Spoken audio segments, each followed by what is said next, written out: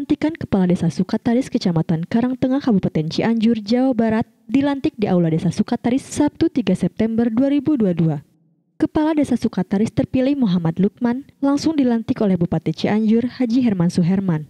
Hadir para tamu undangan, Ketua ARWT Iwanes, Ketua PMD Haji Yanto, Ketua Karang Taruna Kabupaten Cianjur Mudrik, Ketua Parade Nusantara Cecep Surahman beserta jajarannya, tokoh masyarakat dan masyarakat setempat.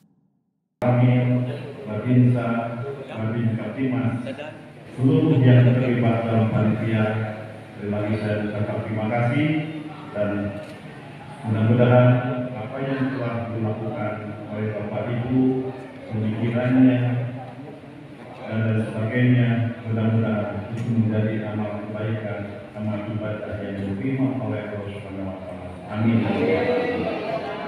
Juga tentunya saya mengucapkan terima kasih kepada seluruh warga Desa Sukataris yang telah berbondong-bondong datang ke TPS.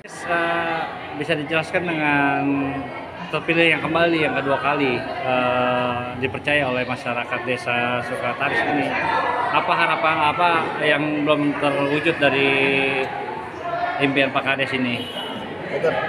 Assalamualaikum warahmatullahi wabarakatuh. Perkenalkan, nama saya Muhammad Lukman SPDI. Saya merupakan kepala desa yang baru, stok lama, seperti yang sudah diterangkan oleh Pak Bupati tadi beliau sampaikan.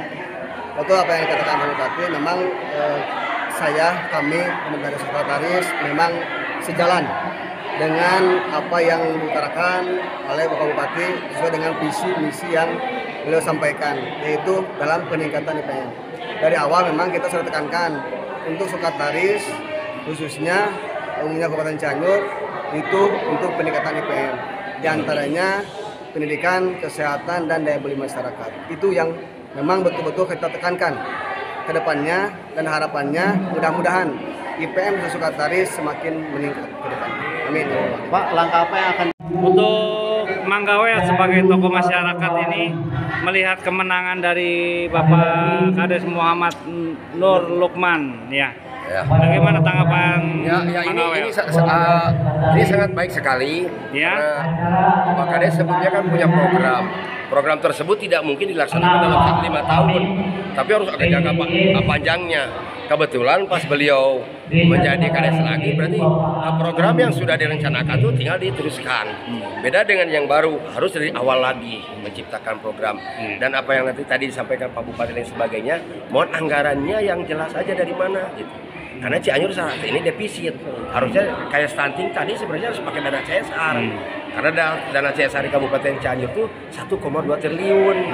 Dan ada beberapa dinas seperti Dinas Kesehatan mengambil dana CSR dari Aqua, buat stuntingnya di Gekbrong. Padahal itu miliaran. Padahal harus kan ada data di tiap desa yang perlu ditindaklanjuti berapa kekurangan gizi misalkan di wilayah desa ini. Nah, harusnya disalurkan seperti itu. Karena kan dana CSR itu dana kewajiban yang ditentukan harus dibayar oleh perusahaan setiap tahun. Beda dengan bina lingkungan. Kalau ada satu perusahaan misalkan membina lingkungannya, membagi apapun, itu namanya bina lingkungan. Kalau dana CSR itu dana yang wajib dibayar oleh perusahaan. Terima kasih. Demikian Bang Ben Ijun Sri TV dari Cianjur mengabarkan.